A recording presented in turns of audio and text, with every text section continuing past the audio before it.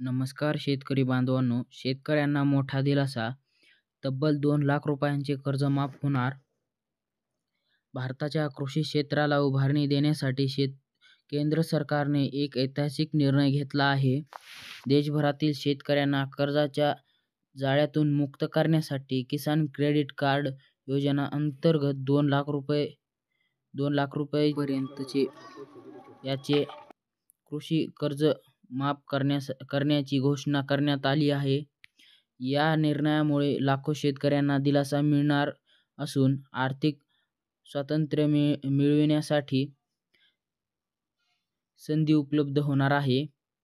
अनेक वर्षांपासून कर्जाच्या ओझ्याखाली दबलेल्या शेतकऱ्यांसाठी ही योजना नवी सुरुवात ठरेल आणि याच्या आयुष्यातील मोठा ताण हलका होईल. या योजनेचा उद्देश केवळ शेतकऱ्यांना तत्काळ दिलासा देणे नाही, तर त्यांना दीर्घकालीन आर्थिक उभारण्याची संधी देणे आहे. कर्जमुक्त झाल्यानंतर शेती आधुनिक तंत्राचा वापर करून उत्पादन क्षमता वाढवू शकेल. त्यांना उत्तम दर्जाचे बियाणे, आधुनिक यंत्रे आणि तंत्रज्ञान वापरण्यासाठी आवश्यक भांडवल उपलब्ध होईल.